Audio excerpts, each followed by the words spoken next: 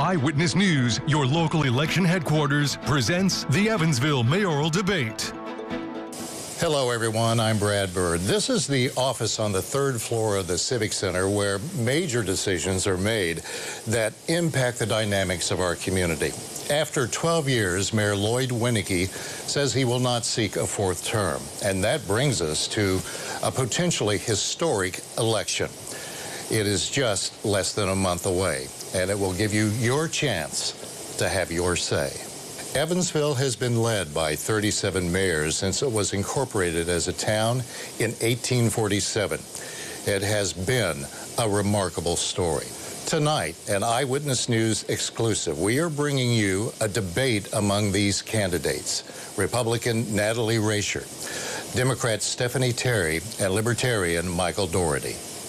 We now go live to the Eyewitness News studio where Shelley Kirk, Brandon Bartlett, Jessica Costello are standing by, facing the candidates and posing their questions.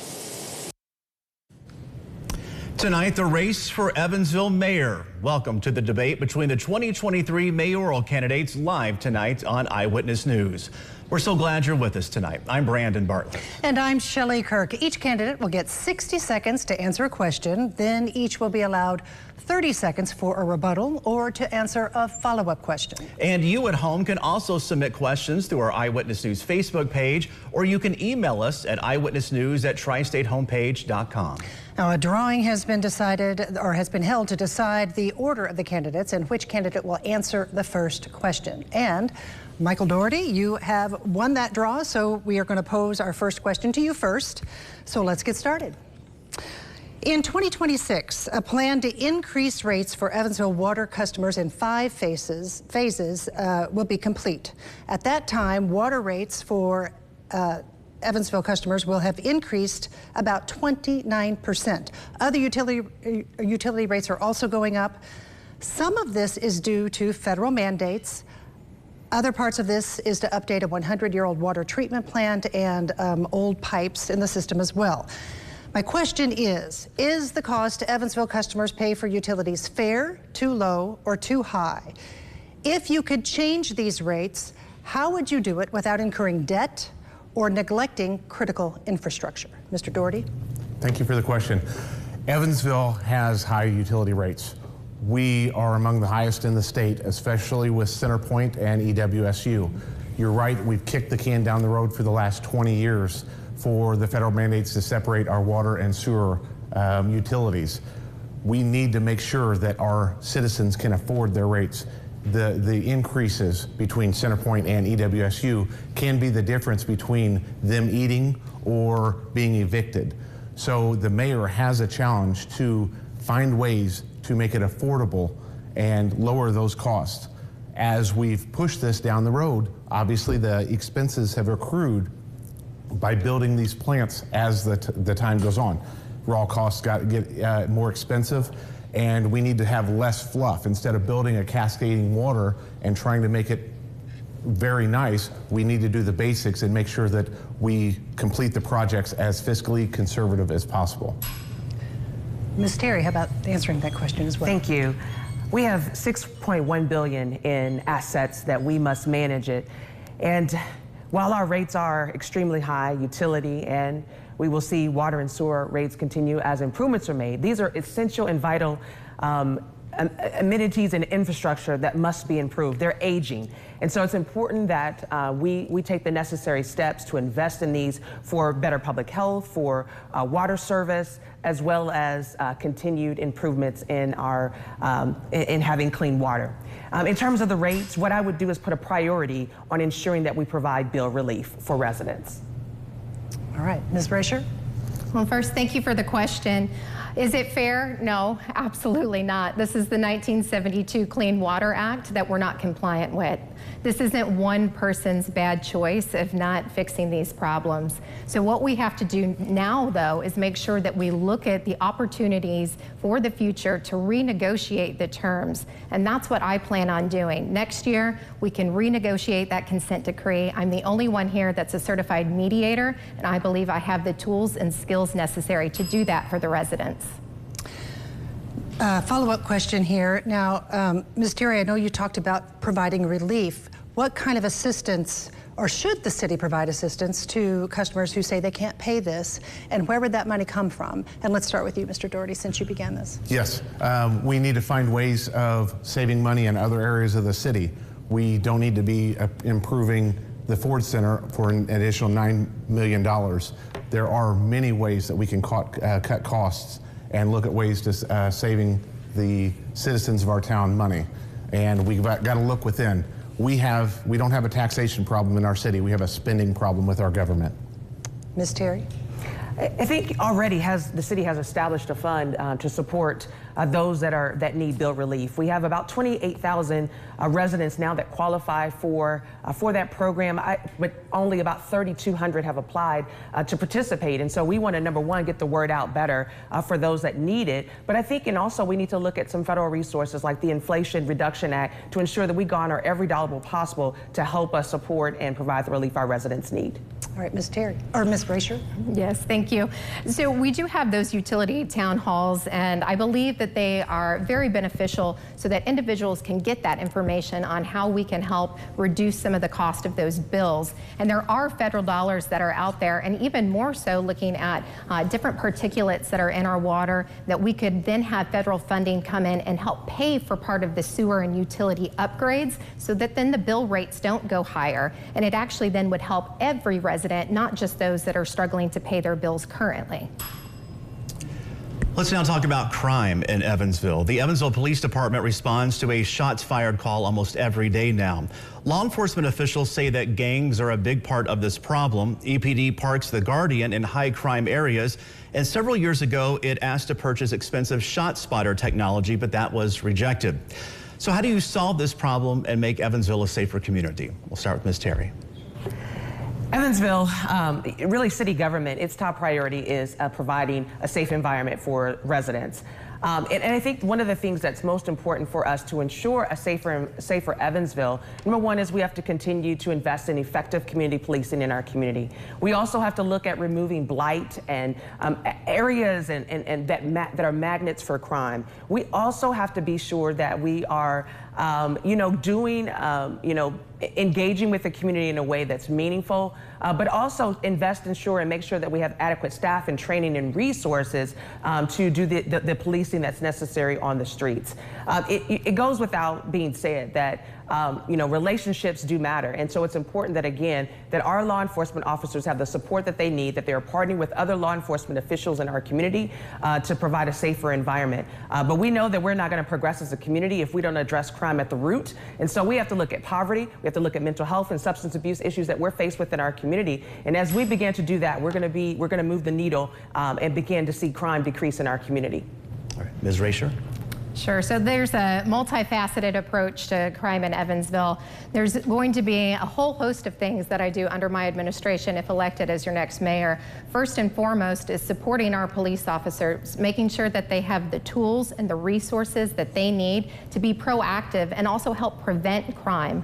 We've had a tremendous investment in things like flock cameras that help identify different vehicles by their license plate numbers, and we can help catch criminals through that technology. But making sure that we continue to invest there and making sure that our police officers have the resources they need is imperative. Mr. Doherty. I've met with many rank and file police officers, and one of the biggest concerns that I have is Evansville does not have a homicide department. We have shots fired. I have a scanner at home. I hear it all the time. We need to be supporting our police. Last I heard, we had 22 open positions.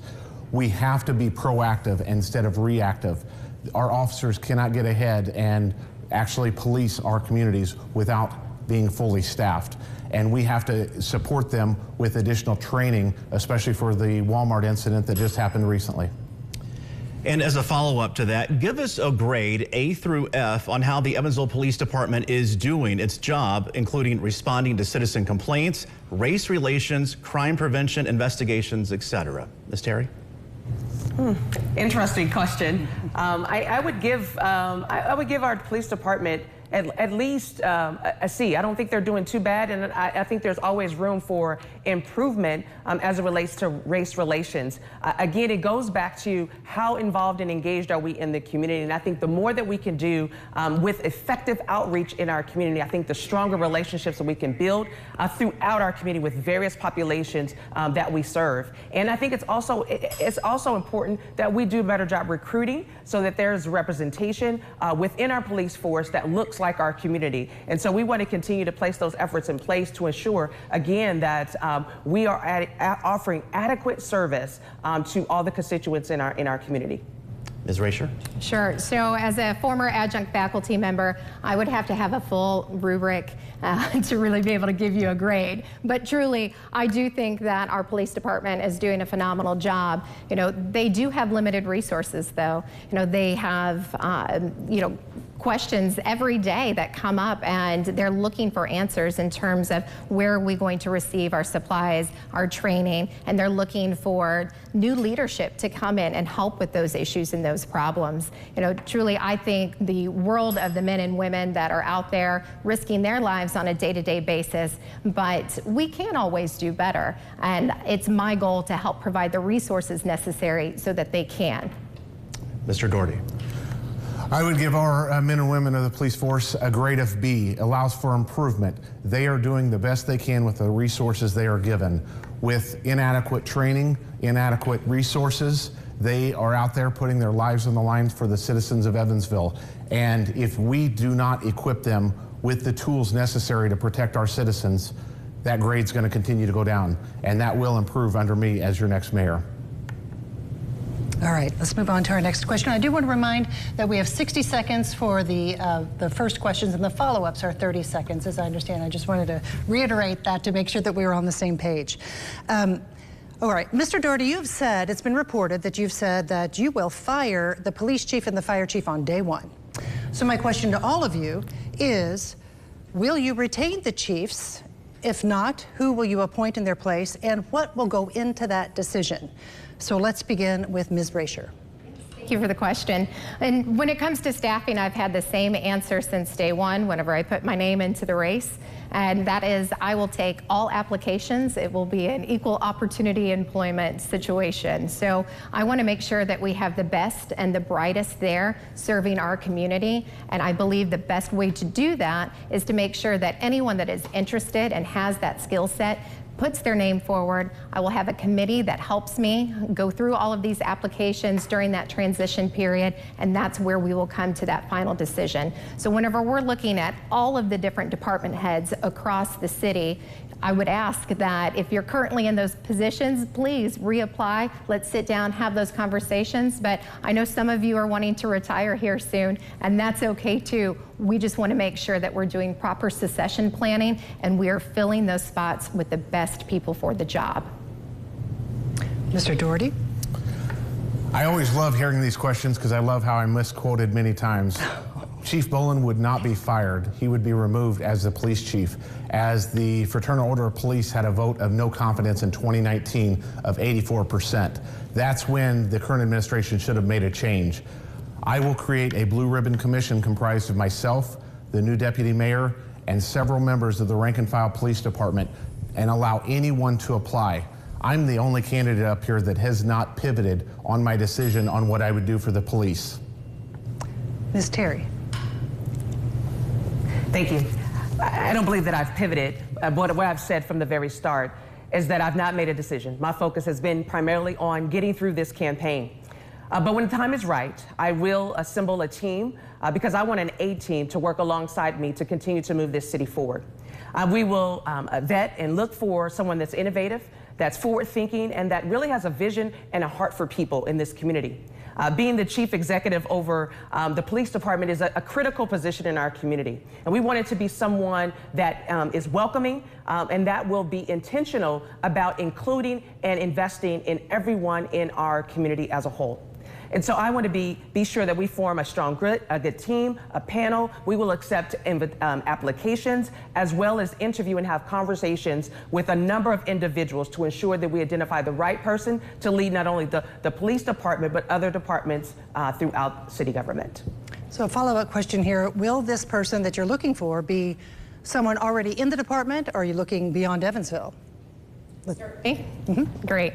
So according with the police department, it has to be someone that is currently there working as a police officer. So yes is the easy question to that. But then whenever you look out into those different departments, it could be, you know, community members that decide that they want to apply for the position or the role. And again, I highly encourage it because we do want the best and the brightest that Evansville has to offer. All right, Mr. Doherty.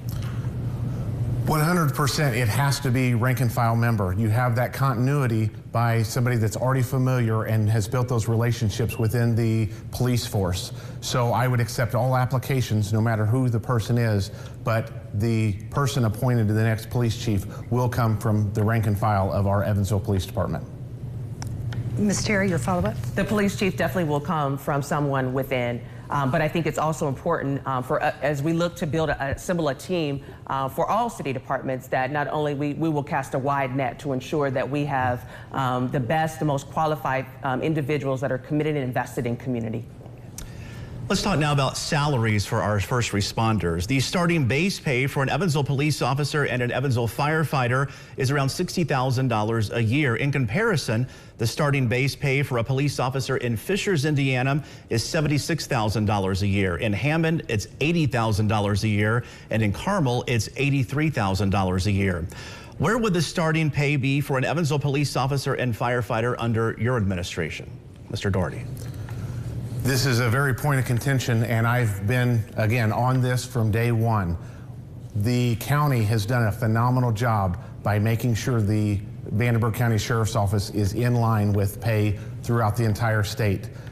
Evansville police officers rank 34th among municipalities in the state, and we're the third largest city. So the mayor, along with city council, needs to make sure that our Evansville police officers' pay is at the same rate as our Vanderburgh County Sheriff's deputies. The problem is when we do not have equality among departments, they will come in, they will get a job with the EPD, and then they will transfer out into other areas, whether it's Vanderburgh County, Warwick County, Posey County State Police. So we will find money to make sure that it is at or equal to the Vanderburgh County Sheriff's Office. Ms. Terry? I will work to ensure that we continue to improve pay for our local law enforcement officials. I was supportive on the Vanderburgh County Council of increases for our local deputies, and I hope to do the same again for our police force. But in order to do that, we're going to have to do an overall assessment of where we are as a city financially from top to bottom. To find ways for greater efficiencies and find ways where we can find some dollars to support that effort. But we also want to be sure that we also garner other federal dollars that can support some of the other things within our police budget, police department budget, to free up some dollars to hopefully allocate and reallocate dollars to improve pay for police. Ms. Rasher. Yes, ultimately it is my goal to increase the salaries of all of our police officers and firefighters. We'll just go ahead and put public safety, in there as a lump sum there. Currently, police officers have a $40 million budget, just over $40 million. And a large chunk of that does go towards salaries, but whenever we're looking at all of the other needs that a police department has, it does fall short. So ways that I would like to infuse that budget line with more cash is by looking at our general fund and seeing where we could add additional dollars there, but still providing other revenue streams to make sure that we're not taking away from other departments and other needs of the city. And still talking about salaries, I have a follow-up for you. By the time that one of you takes office, the pay for the mayor's job is scheduled to jump from $100,000 a year to $135,000 a year. The city clerk's salary will jump to just under $100,000 a year. Pay for a city council member will be about $28,000 a year. Where should each of those salaries be? Mr. Doherty. I am the only candidate that stood up at City Council and opposed the mayor's raise this week during City Council. All three of us ran on the basis that the mayor's salary would be $100,000 a year. I told that to City Council. It was ignored. The salary should stay what it is, and as long as all the hardworking employees of the city are receiving 1%, we should be leading by example, and the mayor should receive 1% as well. Ms. Terry? Sure. I think the salary that has been approved is a fair salary for the responsibility of the role of the mayor. However, it's unfortunate that over time that our current mayor was in a position where he didn't have to accept that. And at this time, I have not decided whether I would accept it or not. But what I do know that is a fair salary based upon the merit of the work that is required of this chief executive role in our city. I do believe that it is very important that we continue to kind of do an assessment of where we can find dollars to support and to continue to increase pay overall across the board and for all employees in our community because it's necessary. But we're going to have to also look how we can continue to raise dollars, to grow our tax base, to ensure that this happens, but as well as find where we can find greater efficiencies and cuts to make those adjustments within our general operating fund.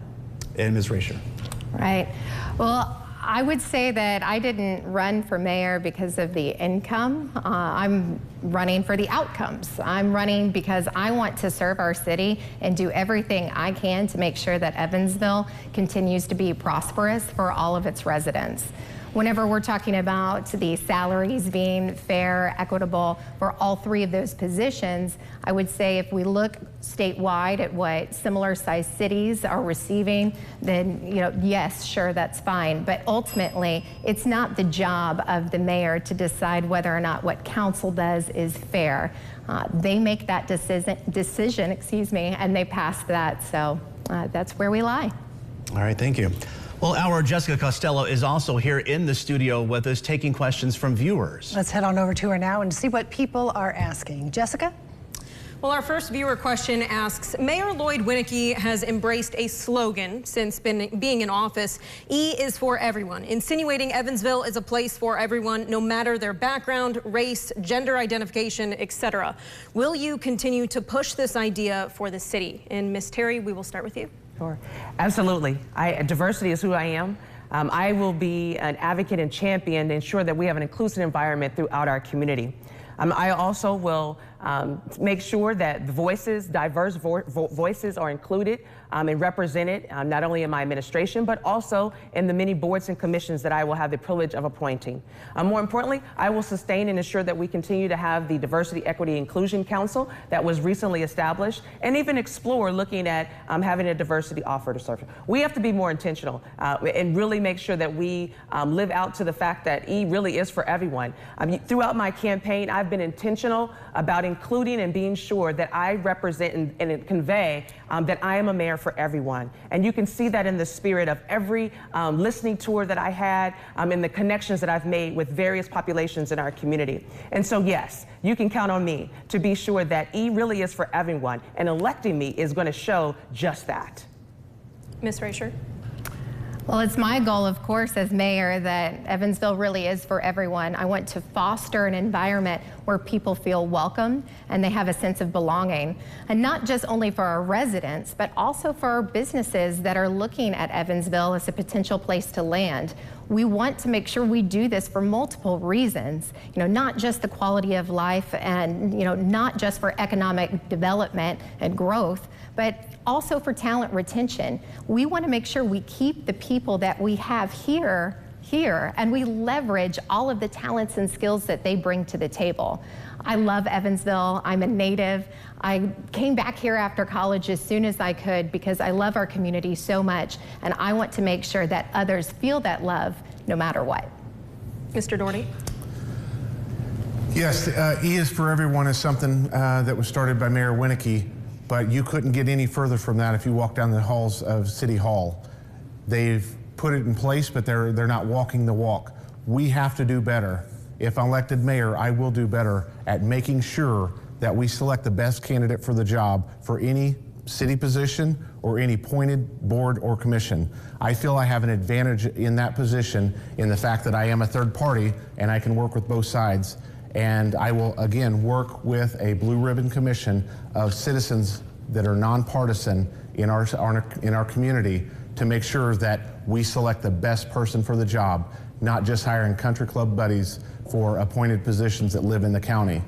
We truly must find the best talent in our city and put them in the positions that are necessary.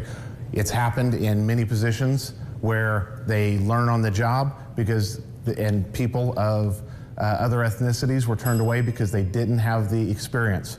But I've seen it and I've heard from people that they were allowed in there in the current administration. All right, I have a budget question for you. Approximately 80% of the city's general fund budget is personnel related. Can the budget be cut without cutting people in services? And what departments would you cut, if any? And let's start with you, Ms. Brasher. Sure. So I think technology is an amazing thing. And whenever we talk about personnel within the city, what many individuals don't realize is that we have a lot of retirements that are coming up in the next 3 to 4 years. As those individuals retire, I think that gives us time to really look internally and decide whether or not we need to replace those positions. If we do, then absolutely we will replace them. But if we don't, because we've been able to leverage technology in a way that creates more space so that we can use those dollars in different ways, that's something that I believe would be very helpful to the city and to the budget. But ultimately, it's not about cutting jobs or cutting personnel. What we want to do is we want to make sure that we find additional revenue streams for the city, and that comes down to bringing people into Evansville. We need people here in Evansville, and that's what I will promote. Mr. Doherty. Adding revenue is not the solution. We don't have a revenue problem. As with most governments, we have a spending problem. Our government takes over $400 million and spends it improperly. I alluded to it a minute ago. City Council approved $9 million for our Ford Center for a $3 million ribbon board and a $3.6 million concession upgrade after a building's only been 10 years. So no, we don't need to cut staff to save money. We need to control spending in other areas. We don't need to build any new infrastructure projects without the ability to maintain what we currently have. We have many great parks that we cannot afford to maintain, and we're building new parks every year. So again, 80% personnel, we can still work within those confines and keep everybody on staff, but we need to control the spending of our elected officials for our infrastructure projects. Ms. Terry. One of the first things that I will do is to hire a consultant to make sure that we get a financial picture of where we are.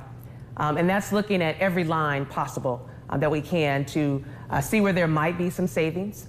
We don't want to make any assumptions that we need to cut any positions or departments because, again, we want to offer the best service we possibly can to the residents of Evansville. But not only do we need to look at where there might be need for greater efficiencies and some cost savings, but we also need to generate revenue. It's obvious that we need to do a better job as it relates to development in our community. And so, you know, the more that we can do in terms of garnering property taxes, the more that we can do to have higher paying jobs where we can increase income tax, the better off we're going to be in a position to be a thriving community that will continue to move forward, not only today, but in the future. And now I want to give you an opportunity for a rebuttal if anyone wants their 30 seconds for a rebuttal response. Ms. Brasher, would you like one? Yeah, sure. So, you know, the Ford Center was mentioned and the $9 million that we are putting into it for those improvements. You know, first and foremost, it was built over 10 years ago, and I don't know about you all, but my cell phone is not 10 years old. Technology changes, and with those changes, unfortunately, our scoreboard needs to be replaced because it can no longer support the technology that goes into it. That is a large investment, and that's only a piece of that $9 million. But we have to make sure that we are infusing cash into those large projects because those do bring many people, you know, into our community for concerts and basketball games and hockey games and you name it. Okay. And those dollars are important for the city so that we can put that money into large capital projects such as, you know, new fire trucks and new police cars. Thank you, Ms. Brasher. What about you, Mr. Doherty? Taxation without representation, that's what it is, spending the money on the Ford Center. I happened to be the CEO of a company for 14 years before I retired. So I can guarantee you they can pay me a lot less and I will maintain that scoreboard using Windows XP. That's the excuse that was used. I've supported companies that use CNC machines still running on Windows 98, 25-year-old technology. So by deflecting and saying, oh, it's technology, why didn't the mayor put that in the budget to maintain it? Ms. Terry. I know pretty well, having worked at the Children's Museum for the last 12 years, how important it is to reinvest in those new and shiny exhibits and projects that the community gets excited about. And so I think it's important that when we are launching and investing in these larger projects in our community, that we have a plan for maintenance and upkeep. We know, though, that the quality of place is important for business attraction. It's also an attraction for people, tourists coming here, as well as for our residents to stay and thrive in our community. So we have to continue to make those investments to ensure we are moving forward. I'm sure that you all know that we recently had an incident in Evansville where a child was bitten by rats. That child almost died. Neighbors told us that rodents are a big problem in that neighborhood. How can the city address an issue like that? We'll start with Mr. Doherty. The first and foremost thing we have to do when we address the problems with our rodents and rats is find the source of where they're living. I have met with many code enforcement officers, and the issues we have is trash overflowing from bins. We have Republic Services that isn't picking up trash because it's overfull. I am working with a code enforcement officer to use my dump trailer to go out and assist our community, volunteering to make sure that we can take those overrun places where the rodents are hiding and get it to the proper waste removal. We have to hold Republic Services to the contract to make sure that everything's getting dumped. After I will identify a task force to work with identifying the problems and then have a solution and hire professionals. We have a $140,000 a year budget for rodent removal. I would immediately increase that until we get the infestation gone so that we can make sure that we don't have any future infestations in our city. Ms. Terry. There are neighborhoods all over this community that have been underinvested in. And rats are a result of that underinvestment. And so it's important that code enforcement continues to be, that we do and make sure that they have what they need in their department to do their jobs effectively for our community. A job that is about the safe and healthy and the environmental sustainability of neighborhoods. And so not only should they identify where there's problems, but they also need to respond to resident complaints. And so being more intentional in a timely manner to respond to those, we need the adequate staffing in that department to do just that. And I hope that there's not going to be another young girl that's impacted or another child that has to deal with this in their neighborhoods. And so we want to do what we can to ensure that code enforcement, again, has the adequate staff and resources it needs to effectively do the work in terms of maintenance in our community and neighborhoods. Ms. Rasher. Yes, of course, making sure that our current staff has the resources that they need in order to do their job is going to be very important. But also, going back to the numbers, this last year we had $130,000 that was allocated toward the pest control problems. Next year we've increased it by an additional $10,000.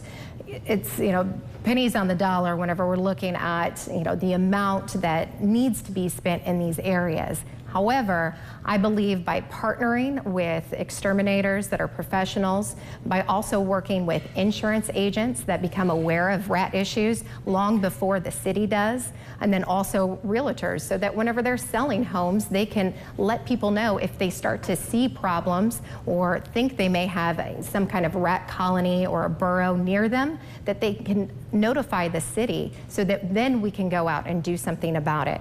I think a big public health campaign can go around this as well, and this has been done in many cities across the United States, and it has proven to be helpful. We'd like to give each of you a chance for a rebuttal if you'd like one. Mr. Doherty?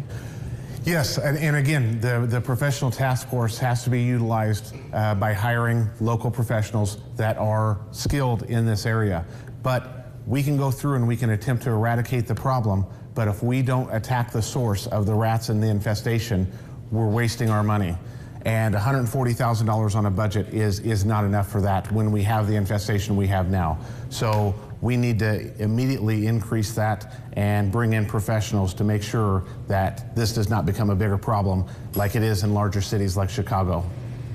Ms. Terry, a rebuttal? Again, we've got to make it a priority to invest in the neighborhoods that have been neglected for years. And that will be my commitment, that we address these things now so that we don't continue to see problems like this escalate. And Ms. Rasher. Sure, of course, investing in the communities where we have these issues is going to be first and foremost, but also looking at where these rats are going to start to migrate to, because they don't just disappear overnight. We have a lot of sewer and water utility construction that's going on right now. Whenever those burrows are disturbed, it makes these rats move to a new location. If we can help let the neighbors know when that construction is going to be happening, what to be looking out for, I believe, again, with the public health campaign, we'll be able to help solve that problem. Okay. We're going to go back now to that hot button issue of the Ford Center, which we just talked about. As you all mentioned, it's a decade old and it needs millions of dollars in renovations. But the question is, the current administration says selling streets to the Redevelopment Commission, actually leasing them, but it's been called selling streets, is one way to pay for it. If you are elected mayor, do you move forward with the upgrades? And what are your thoughts about selling streets as creative financing to pay for projects? And let's begin with Ms. Terry.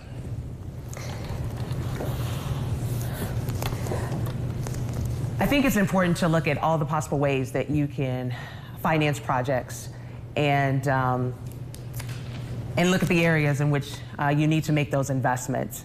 But in terms of what we need to do, I think just honestly, we just got to do an overall analysis of our current financial position, look at our capacity for growth, and see where we can create some efficiencies and cost savings to make these needed investments in some of these amenities that we have in place. The restoration is important for us to continue to ensure that these are quality assets and amenities in our community, again, that will attract visitors and bring people in so that we can continue to thrive as an economy. Ms. Rasher? Sure. So creative financing, I feel like, has turned into a little bit of a buzzword here lately. I can appreciate it coming from the finance world. However, I think whenever we're looking at our city and how we're going to pay for upgrades to whether it's the Ford Center or the zoo or the streets themselves, I truly think that we need to start really relying on our corporate partners here in town and also different state and federal dollars that are out there. We've got a tremendous corporate community that is very philanthropic, and I believe that if we reach out and continue to create those strong relationships, we'll be able to finance more projects without having to do things like leasing our streets. Mr. Doherty. If elected mayor, day one, I will request a full forensic audit from the State Board of Accounts. Creative financing is a scary word when you have the taxpayer dollars at stake. I filed multiple public records requests on this Ford Center. Last year, the split income was $17,000. So that's an estimated $35,000 a year in profit from the Ford Center. If you're making $35,000 a year, would a bank loan you $9 million? Absolutely not. And this is to create automated kiosks. The $3.6 million is automated kiosks, so you don't have to wait in line for 90 seconds to get a pretzel. And it will take away jobs from our citizens. I have a follow-up. Just about every mayor ends up taking on a major capital project. Now, Mayor Winicky took on the new Deaconess Aquatic Center as well as the updated water treatment plant. Mayor Jonathan Weinzaffel, of course, did the Ford Center. And even before that, Mayor Russell Lloyd had the idea for the downtown baseball stadium. Do you see any major capital improvement projects for your tenure? And if so, what are they? How much do you think they'll cost? And where are you going to get the money? And let's start with you again, or rather, Ms. Terry. Yes, sorry. Sure.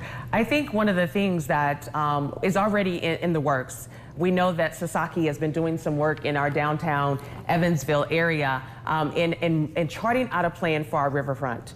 It is an opportunity, I think, that we've missed for a number of years, and we're peaked and primed to invest in building a neighborhood downtown park, as well as building out our riverfront to attract business, to attract new homeowners in that area, and continue to connect our community.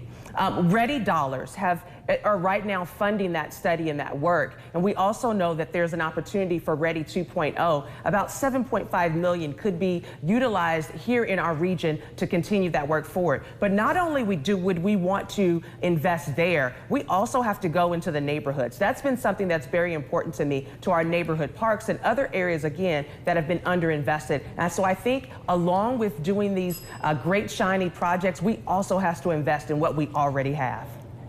Ms. Rasher. Yes.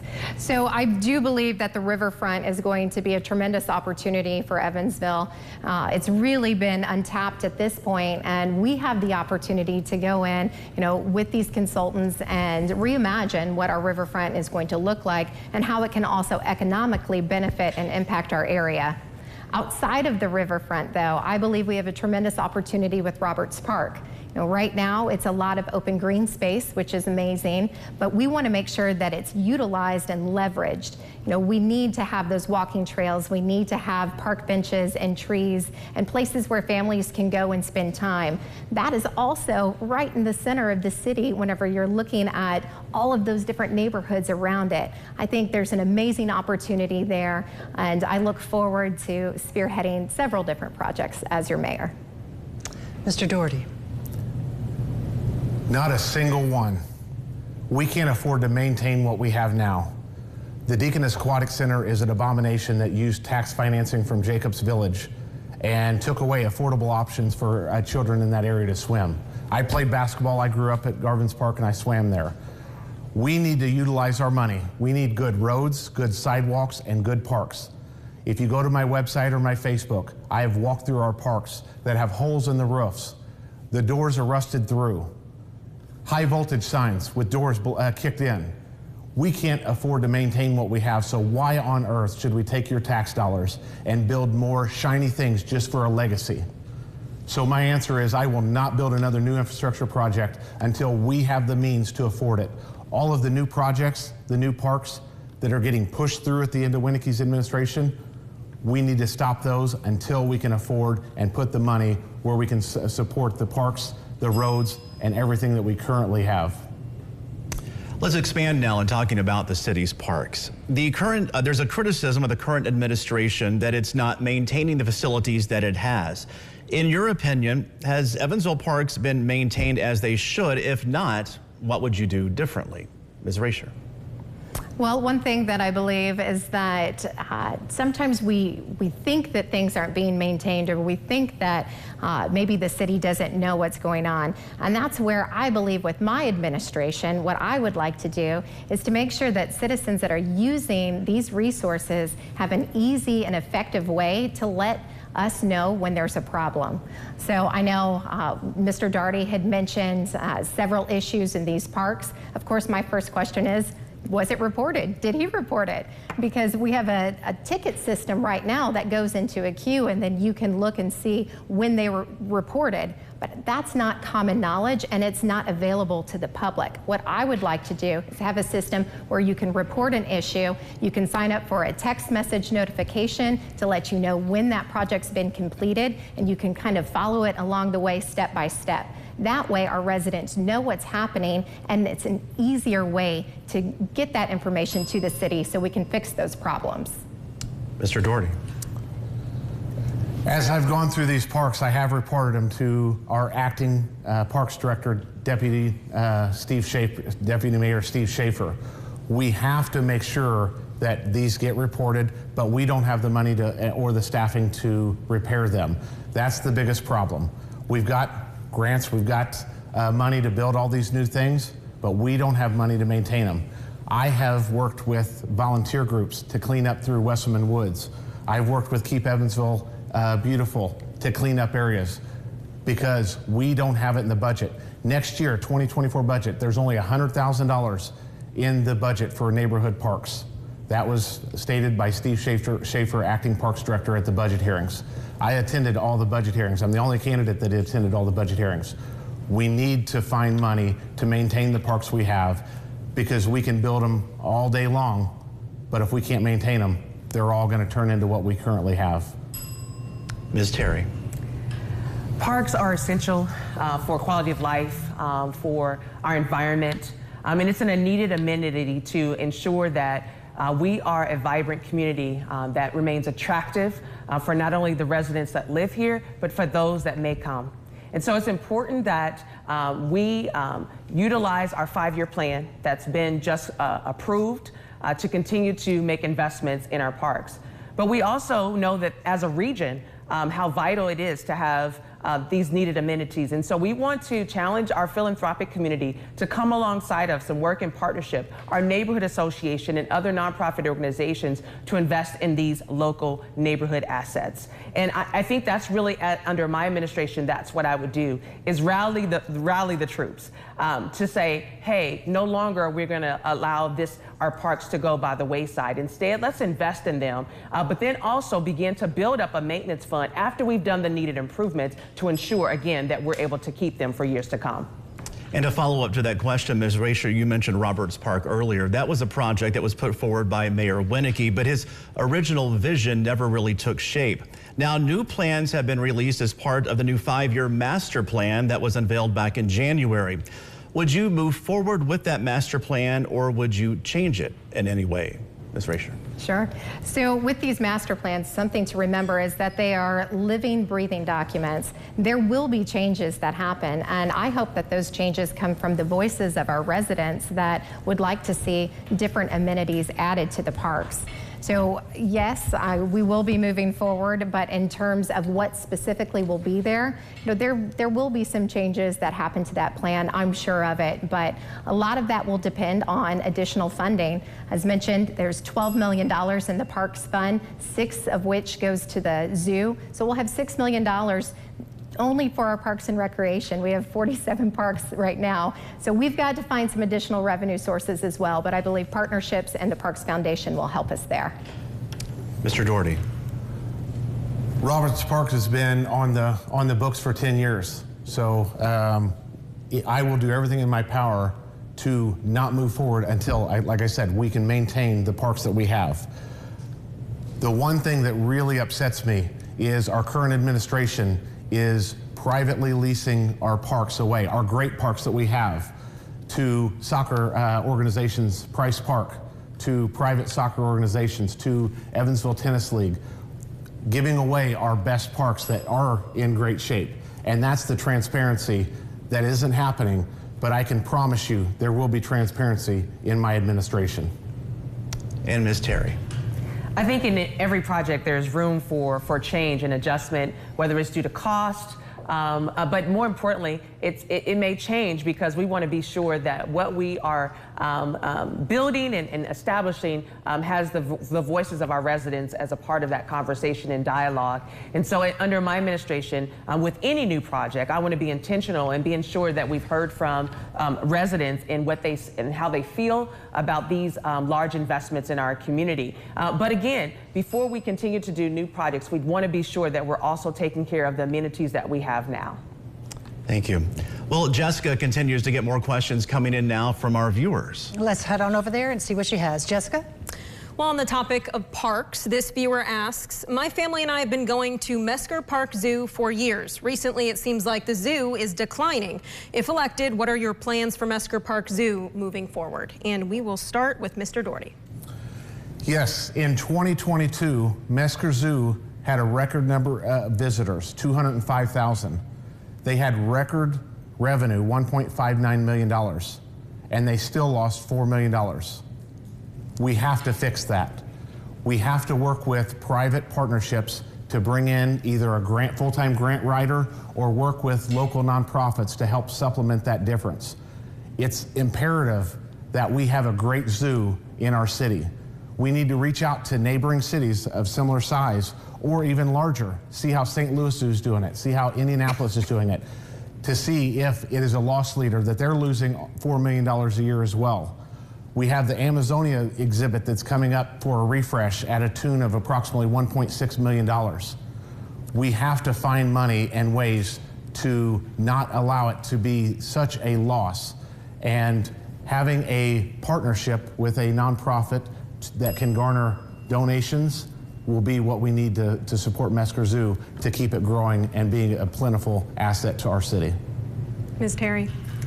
The zoo is on the horizon, and it's going to be doing some master planning here very soon. And I'm excited about the opportunity, having just completed that myself at the Children's Museum of Evansville. It provides an opportunity for, number one, for our residents to speak into what they would like and desire to see in this cultural amenity, as well as being creative in that space. And so I want to be sure that they have the adequate resources that they need to not only do the planning for developing and enhancing the zoo, but also to think about how we can create meaningful partnerships. It does have its own nonprofit arm that is doing fundraising at this very time. We want to continue to support that effort and be sure that, again, that we are in garnering every dollar possible that we can to invest in our local zoo and get it to the standard that everyone can be proud of.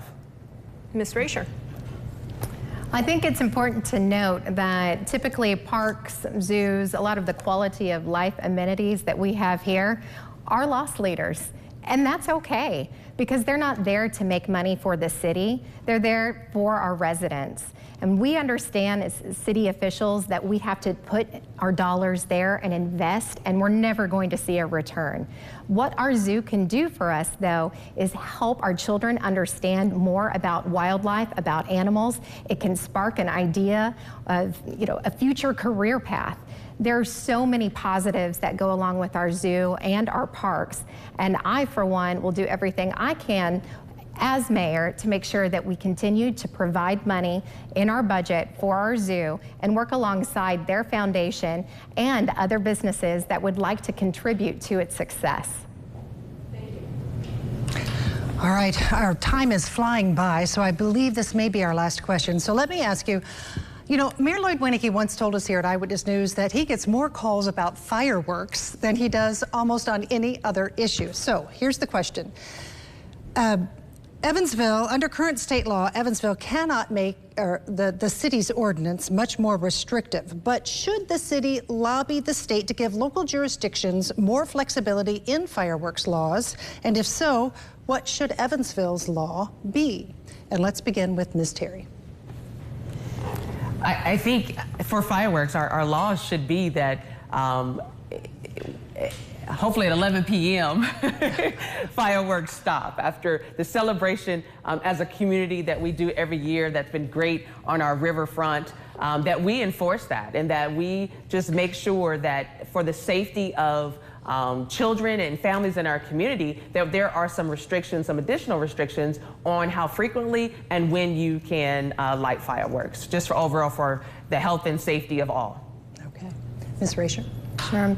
With fireworks, they're great on the 4th of July. I know sometimes on New Year's Eve, people enjoy setting those off. But first and foremost, whenever we're looking at them, my thought is we need to talk to the fire department. We need to make sure that we understand the burden that setting off those fireworks puts on that city resource, to make sure that we have all of the resources at the ready when they're being set off, but then also talk to residents more and find out what hours they feel as though are appropriate. I've got younger children, and so a random night, whenever the Otters win, we hear the fireworks go off. It doesn't bother us, but if there's a baby nearby, I'm sure that could be frustrating for residents. So making sure that we have a good understanding of when they're going to be set off and making sure we're partnering with anyone that could be involved with them is going to be important. Mr. Doherty.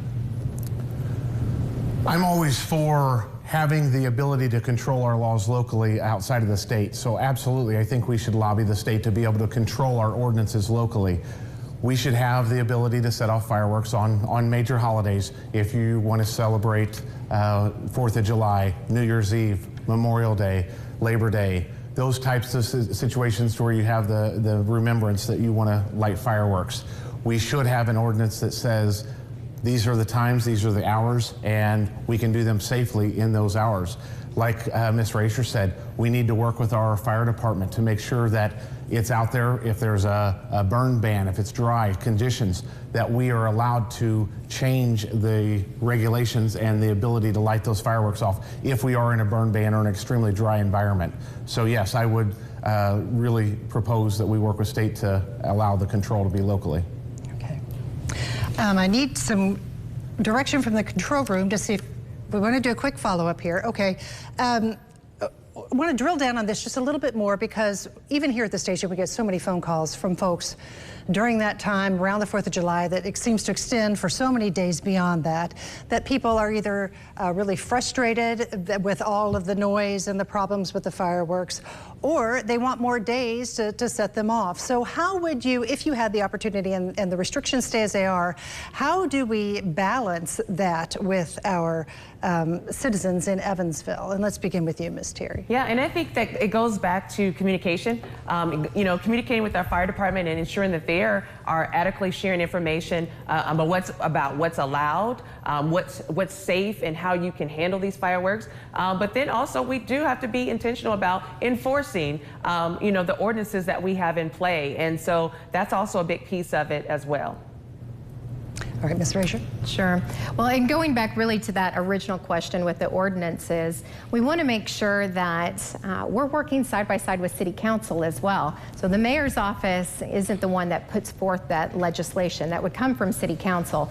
You know, of course, working with our state legislators as well is going to be important too.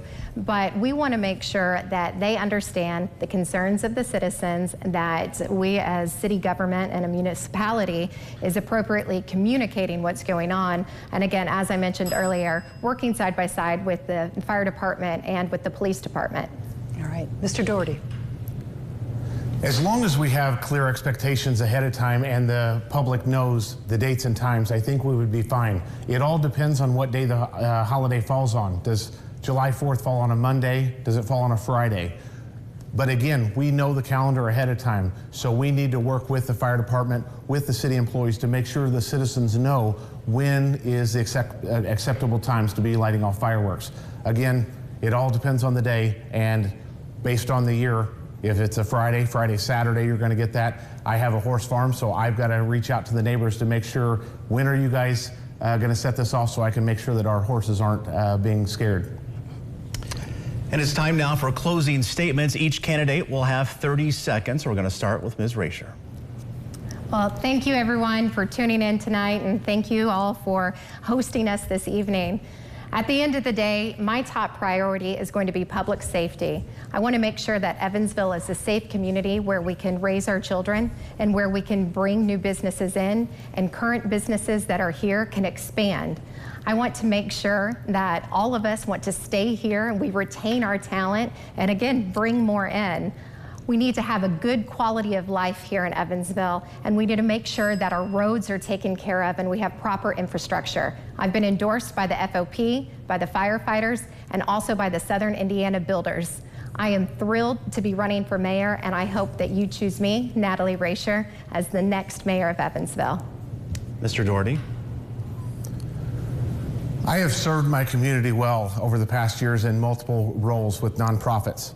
I'm the only candidate that's been a CEO running a business successfully, a multi-million-dollar business for 14 years.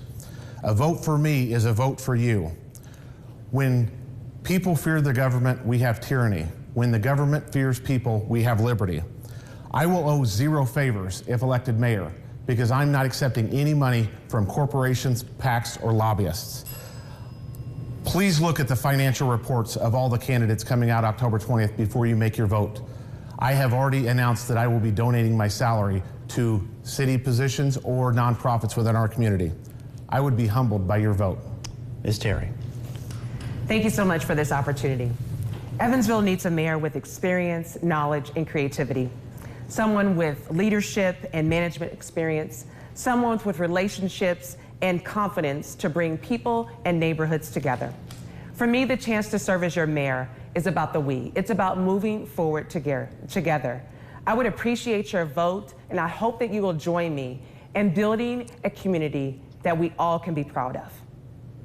And that concludes our Eyewitness News mayoral debate tonight. Thank you to the candidates for being here tonight. Thanks so much. And we hope that what you heard here tonight will help you make your decision on Election Day. Early voting began today at Central Library. Now it will expand to other library branches, North Park, Oakland, Washington Square Mall, and Red Bank starting on October 23rd. Election Day is November 7th. From all of us here at Eyewitness News, please make sure you vote. And thank you so much for watching tonight.